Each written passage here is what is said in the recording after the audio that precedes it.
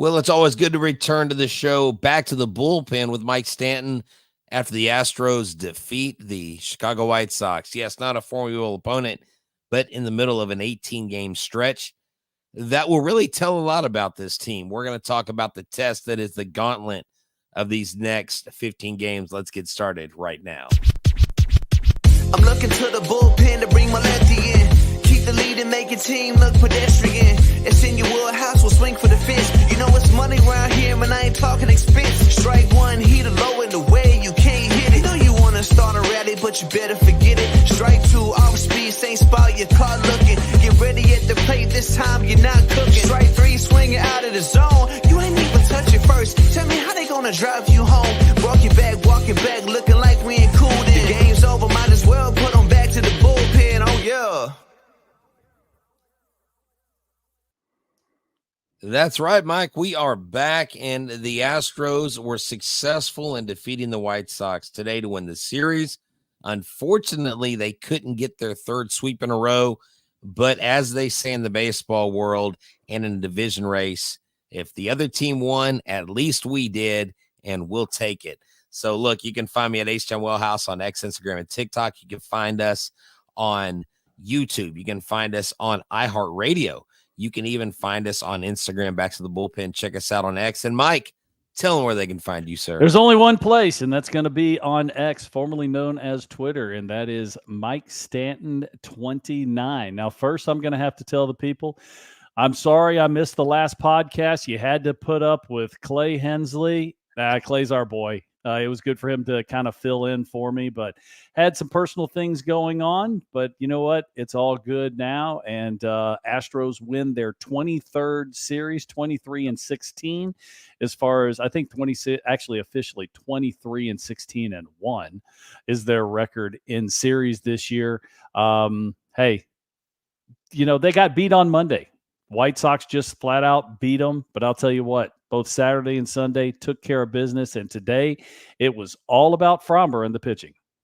Exactly. It was, you know, and with when you had Arrighetti going up there, you had Arrighetti, you had Brown, you had Fromber, and all three of these guys have really kind of found their groove.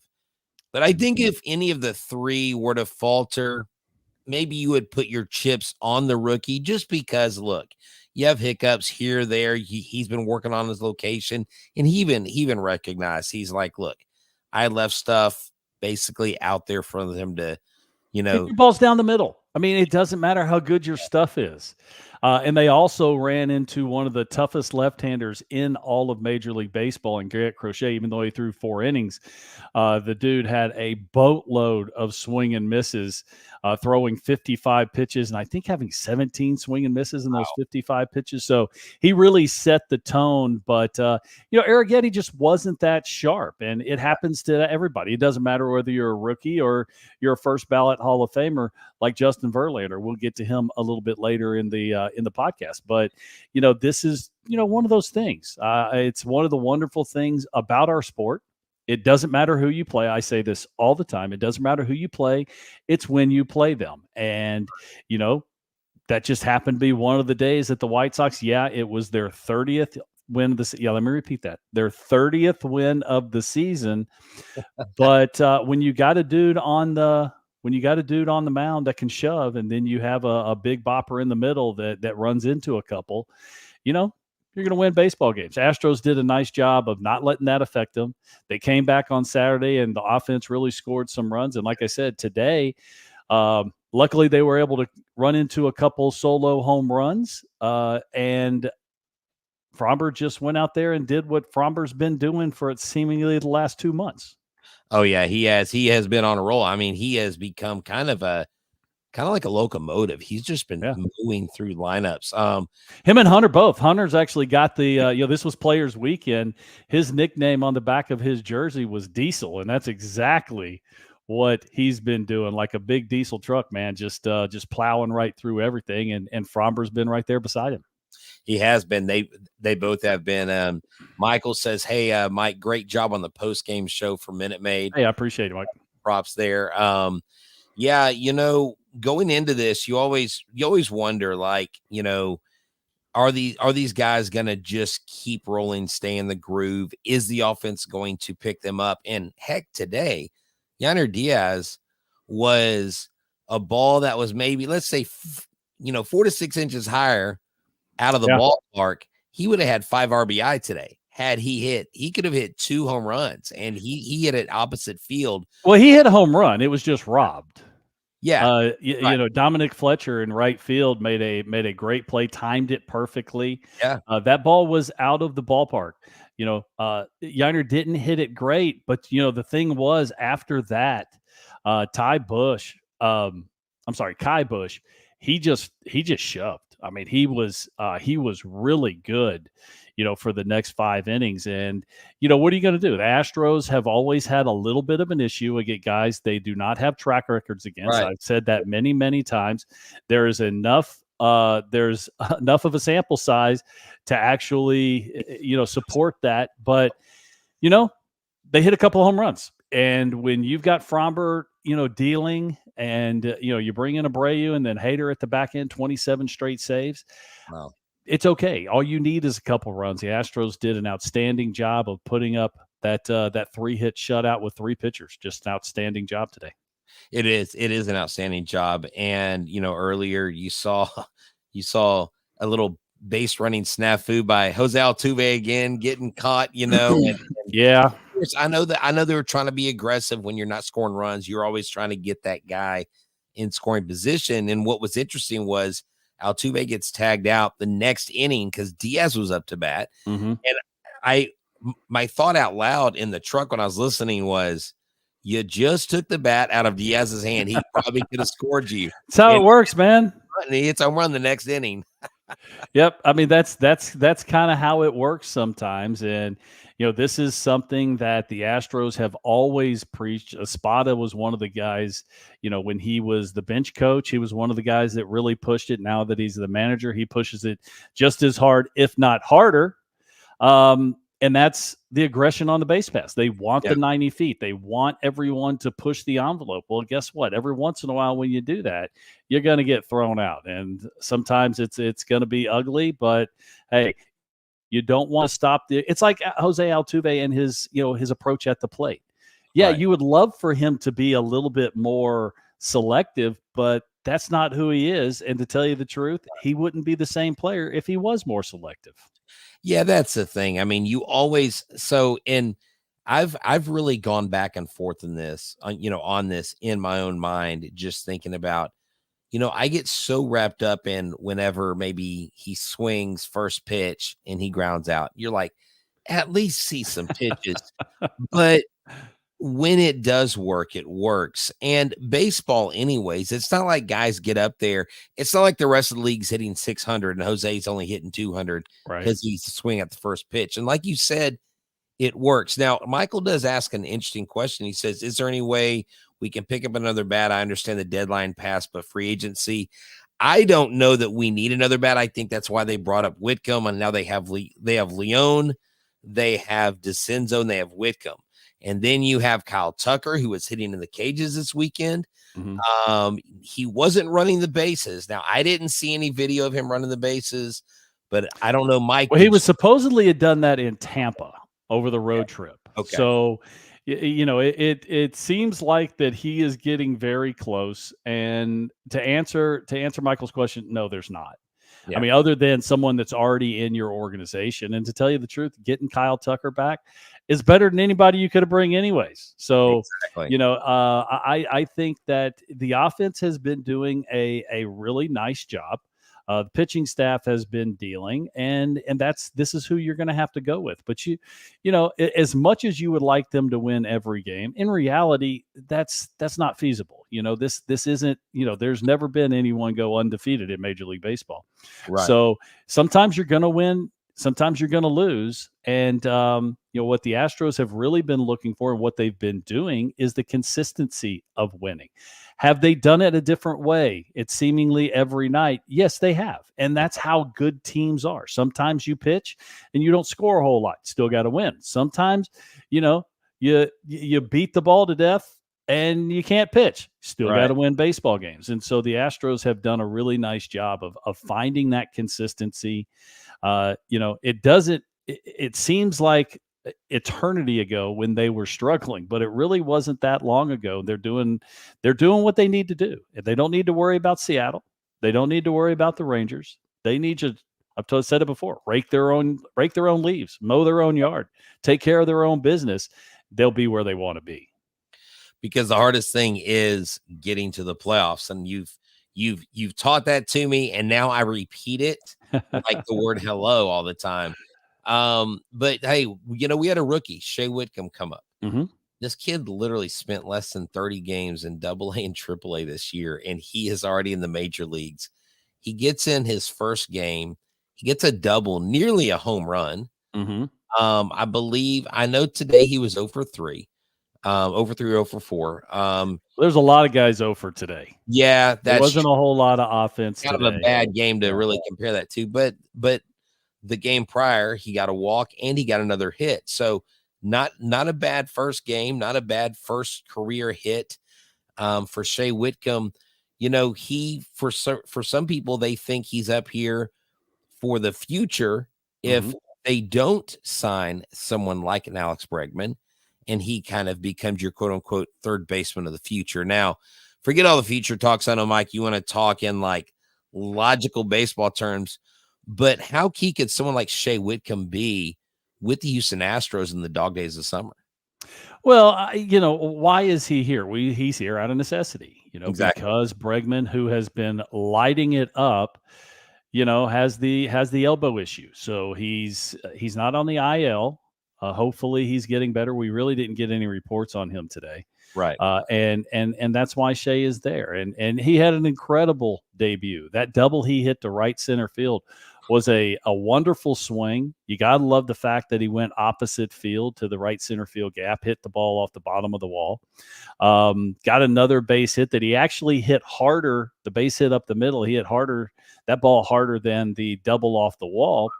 And then Joe Espada was saying, his favorite at bat of the night was the walk because he laid off some close pitches, fouled off some pitches, and got on base for the third time. So, what I liked about Shea was I like the bat path that he has. I think he's got a bat path that's going to create a lot of hard contact. He had a great year this year in the minor leagues, had 25 home runs when he got called up. And that wasn't a fluke. Last year, he had 35 home runs for the whole season. So, you're talking about a guy, not a little dude, pretty big, good sized dude. I like his swing. I like his aggressiveness. Is he going to contribute? Hopefully he does. Hopefully they all contribute because that's what the Astros are going to have to do. And that's how you win. You don't win with just a guy or two swinging the bat well. You need production all the way up and down the lineup, from your superstar players all the way to your rookies that only been there for a couple days. Exactly. And he just, I don't know, listening to him talk, listening to his interview. He is about as all shucks as you can get, isn't he? I know. He was like, I'm just going to ride the wave. Yeah. I'm like, I love it. I was on the post game, the pre and post game at, Space City Home Network, and with Vanessa. And Vanessa actually did an interview with him in the minor leagues about 9 or 10 days ago. And he was the same way. He was trying not to think about the big week. A week later, he's in the show. He's in the big leagues, and he has the great debut. Yeah, no, it's great. I believe his mom and his dad were there, and that's always huge for a major league. They got some airtime. Yeah. They got some airtime. That's excellent. So Justin Verlander would be coming back Wednesday. Now we say could be. We're not announcing, we're not breaking any news. If Justin Verlander feels good enough to come back because he threw a bullpen, I believe, today, to me, that would be, I guess, best case scenario for this pitching staff, because you start that 6-man rotation pretty much right away going into this gauntlet schedule. And if he's feeling good enough, why not? Hopefully he comes into form. Hopefully even if he's 80% Verlander, that's better than most people's 100%.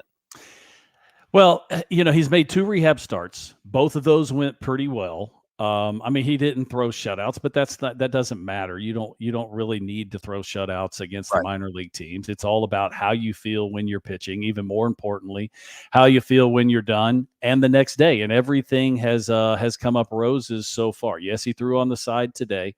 The Astros do not have a starter announced for Wednesday. It's a TBA, to be announced. So it's probably going to be either Verlander or Spencer Arrighetti. And, we'll have to wait and see. I would think that Verlander, since they haven't gone ahead and said Spencer's going to pitch, unless there's some kind of issue, I imagine it's going to be JV. Now, you got to remember that his pitch count still isn't there. He'll probably get about 70 pitches. If he does start on Wednesday. Hopefully he can get 4 or 5 innings, and then you go into the bullpen, because you got to remember this is a tough spot in their schedule. They have the Boston Red Sox, who, yes, you just swept them in Boston, but Boston, they're still 7 games over 500. They're still in a very tough division play, having a good season. They're going to be tough. Then you got the Baltimore Orioles, who's first place in the American League East. Then you have the best team in the National League, which is the Philadelphia Phillies, for a 3-game set, and then one of the best teams in the American League Central for a 4-game set, and that would be the Kansas City Royals. So this is a little bit of a gauntlet run. We can talk about it. The players, no. What they're worried about is tomorrow's game, and that's all they need to worry about. But yeah, getting JV back would be a huge boost, even if he's not 100%, just to get your first ballot Hall of Famer back in the rotation after being out for so long, can be a huge emotional boost for a team that's already emotionally in a pretty good spot. Exactly. I agree with that 100%. And when you're talking about Baltimore, them and the Yankees are just trading places. Like right now, they have literally tied the exact same record after tonight's results. They have kind of cooled off. They're both about 20 games over 500, and they've been that way for a while. They're kind of beating up on each other. They'll flip flop in the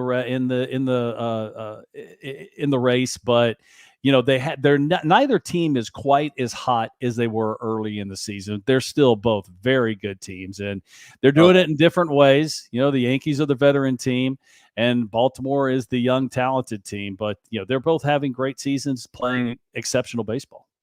Yeah, it's funny. I think the Orioles were actually on TV tonight, and someone sent me a DM, and sometimes people DM me because I think they think I speak for the team, or maybe I speak to the team. And they were like, these announcers are really frustrating me because they're saying that the Orioles are better than the Astros. And are they just saying that because they hate us? And I'm like, well, look at our records. They've been better than us. Who's saying this? The Orioles? No, broadcast team? I think it was the ESP. Whoever, I think it was ESPN tonight or whoever. Okay. And I said, well, they're probably going off of record. Sure. They're probably, but I was like, don't let that stuff worry you, man. It's like, you know what? Be the underdog. That's right. I mean, the underdog is the place to be. And we have teams across Major League Baseball that actually play better when they are the underdogs. Milwaukee Brewers, they're a team. Keep talking about the Cubs. Tell everyone how good the Cubs are, and we'll just keep winning baseball games. Oakland Athletics in the past, when they've been so good, same thing. When they're the hunted, they don't play nearly as well as when they're the hunter. So not that the Astros are ever going to be looked at least not now, as the underdog. But, hey, you know what? Yeah, it doesn't matter. It's not a matter of what your record is. It's how are you playing baseball. And the Astros are playing great baseball, going 9-1 in their last 10. Now, they are playing great baseball, but I will have to say this, and I will have to temper this. And I mentioned this earlier, and I was actually talking to some friends at the game this weekend. I think I was talking about it because the Astros were not winning. Might I add you, Friday night was at least a competitive game. Mm-hmm. But it's a 4-game lead. We lost a 10-game. We gained a 10-game. We gained 10 games in 25 days. Right. A 4-game lead only takes a week to evaporate. So it's not, we're in first place now, we can rest. We're in first place, and we just have to make sure that when we're at the field today, if it's Monday, we've got everything going in the right direction. our body's feeling right, we're throwing right, all that stuff, because we've got a lot more baseball to play. So I see a lot of Astros fans dunking and celebrating. I'm like, look, you still got to make it to the playoffs. Now, I like our chances. Yeah. But man, is it at this time of the year as a baseball player, do you think about it? Does it become a drudgery towards the end of the season, or is it just because it becomes who you are? So it's just another day at the office. Well, the Astros they've got such experience in these type situations of being in first place. Now, usually in previous years in this run, this golden age of Astros baseball, by now they usually have a pretty good lead. I mean, 10, 12 games playing well. But you know what? You'll definitely take a 4-game lead over a 4-game deficit any day of the week. The Astros are now in charge of their own destiny. There's a reason why August is called the dog days of summer, And the reason is because it's hot. You've been playing for a long time. You can't really see the light at the end of the tunnel, which is the playoffs, because you're not even close to September yet. And, you've been playing for 4.5 months. Well, if you include spring training, a lot longer than that. So, yeah, the body, nobody's body is 100%. No one feels great, but it's a matter of getting your work in, making sure that you're getting your rest, making sure you're eating right, and going out there and performing on a daily basis. The Astros do have one big advantage, and they're playing in a covered stadium when they're playing at home. They don't have to play.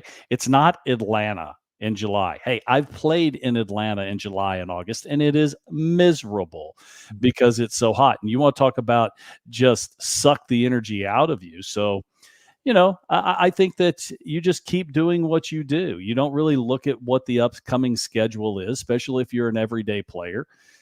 You're planning on playing every day. You have an off day here and there. Great. All the rest of the time, go win a baseball game. Exactly. Now, did you play in the ballpark at Arlington or Old Ranger Stadium? Yes, okay. Not Ranger Stadium. I did play in the ballpark.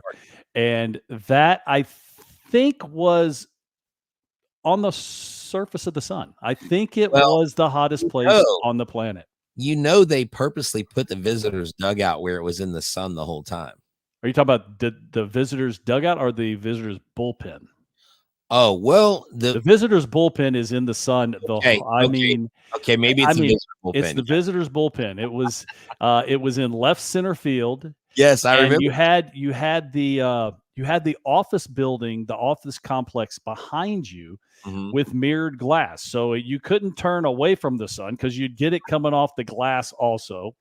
And, someone that's we'll call extremely Caucasian like myself, you had nowhere to get out of the sun. The only place you could get out of the sun, there was a place over where there was a restroom and there was a bench that was over a little overhang, but you actually couldn't see the field. So yeah, it was that was a miserable place to play. And the crazy thing is, you go to the other side, which was right center field, was the home bullpen. Man, they had a place down underneath that was ground level. There was an AC in there. It was nice back there. But man, they left you out to bake in the sun. And you know what? That's fine.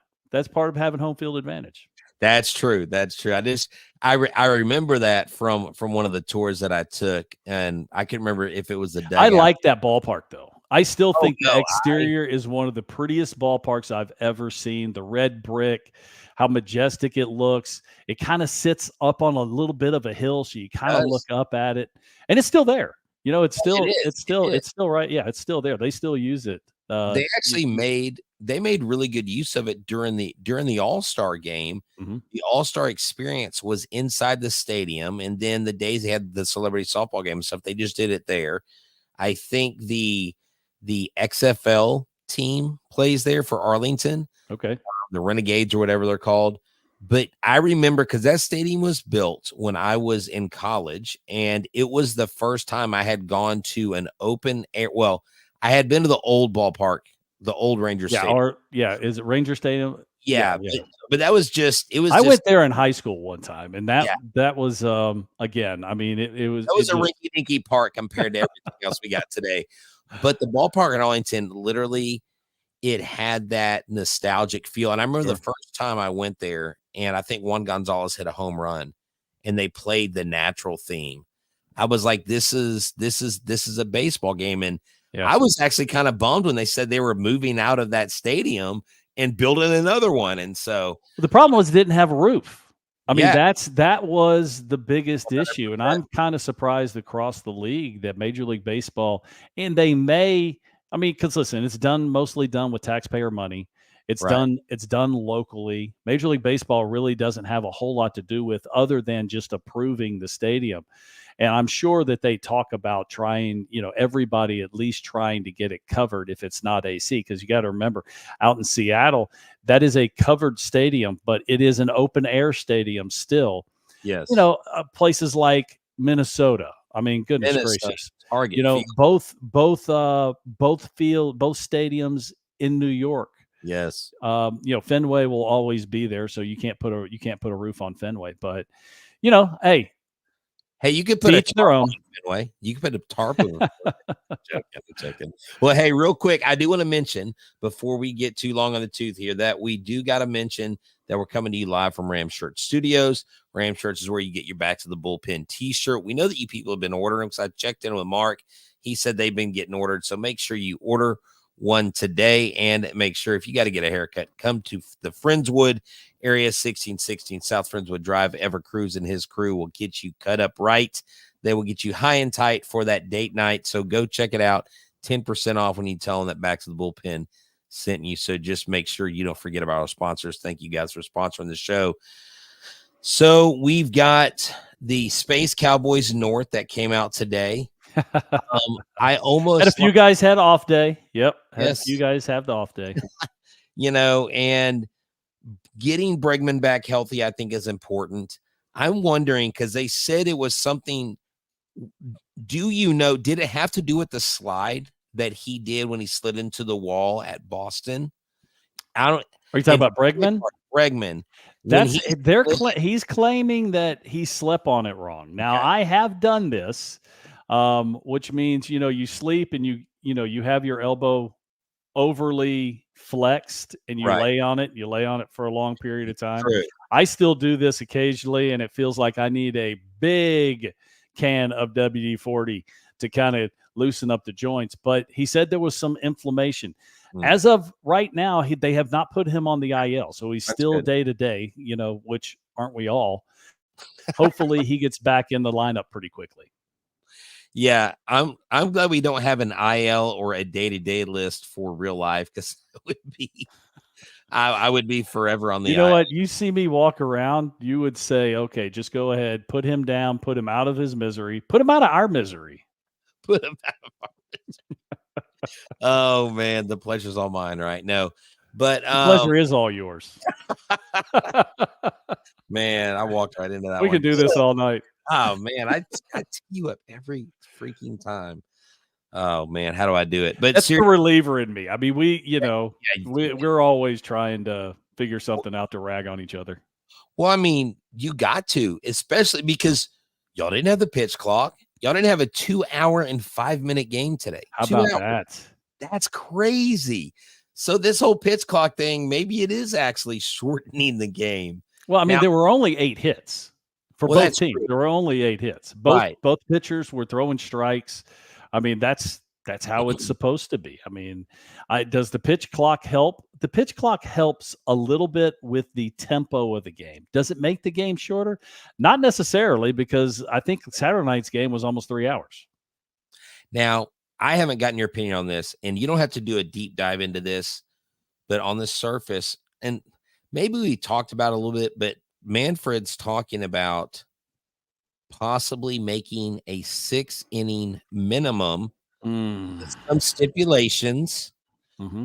And I've heard some people counter and say, well, if you do that, you got to get rid of the pitch clock, because that's not fair. You're rushing guys to pitch, and then you're telling them they have to go 6. Well, if they get injured, if they reach 100 pitches, if something else happens, if you give up more than 4 runs, then you can be removed.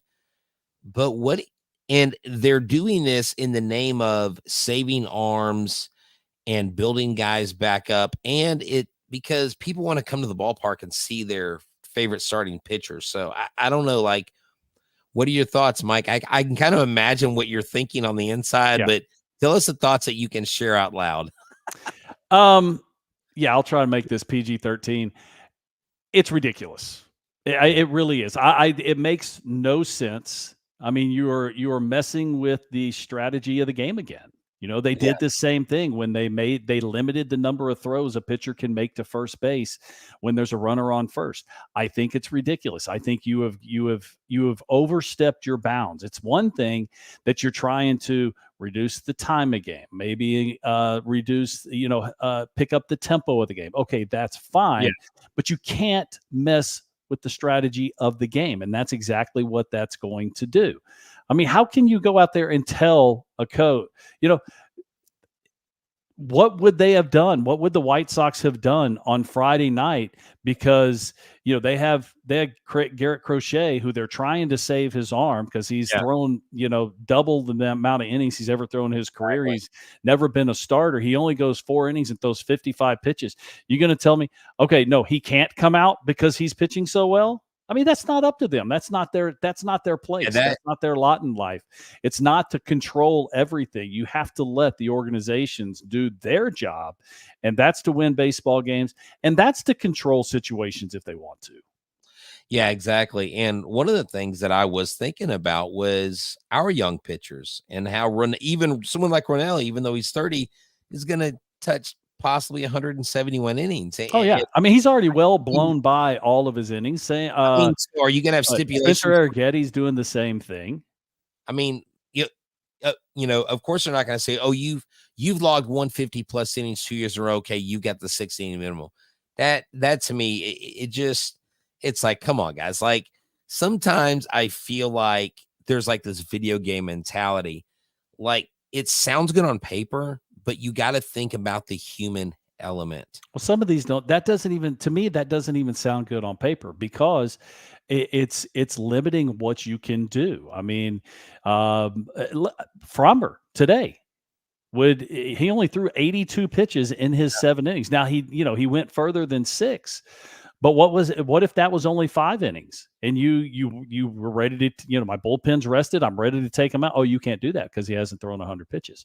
I mean, it doesn't make any sense to me. And I don't see how it's supposed to keep people any healthier. I don't see how it's supposed to do anything to the time of game. I think it's probably going to put more pitchers in jeopardy. If you're trying to keep, there's no way to keep pitchers healthy other than what they're already doing. I mean, they're already limited. It's already, starting pitchers throw fewer innings now than they ever have in history, and they're still getting hurt. Is that something that Major League Baseball is doing? I mean, this may be a conversation for another time. Yeah. But I don't like getting, Major League Baseball involved in the day-to-day operations or the strategy of the game, on a day-to-day basis. Yeah, I hear you. Yeah. And I was like, oh wait, I need to ask Mike what he thinks about this when I saw that. And well, I'm never very opinionated. So no, you speak so like. So, hey, the good thing is, I told you I was going to keep it PG-13. I didn't cuss. You did not cuss. You did not. But yeah, man. Look, our guy Killer Cam came in. He caught us late, but he's definitely going to catch the playback. He said, "Sweet, good guy there." But Mike, thanks for joining me. I know you've got an early morning. I do. You can catch me on MLB Network Radio, the leadoff spot, which here in the Central Time Zone starts at 6 a.m. So I need to sleep fast. Well, you go get your rest, and y'all go check that out. If you got SiriusXM, you even got the app, check it out. The leadoff spot with Mike Stanton and his friends. So for myself, for everybody, Ramshirt Studios and Mike Stanton, we thank y'all for going back to the bullpen with us. Y'all have a good one, and let's go Astros. Adios. I'm looking to the bullpen to bring my lefty in. Keep the lead and make your team look pedestrian. It's in your wheelhouse, we'll swing for the fence. You know it's money around here, man, I ain't talking expense. Strike one.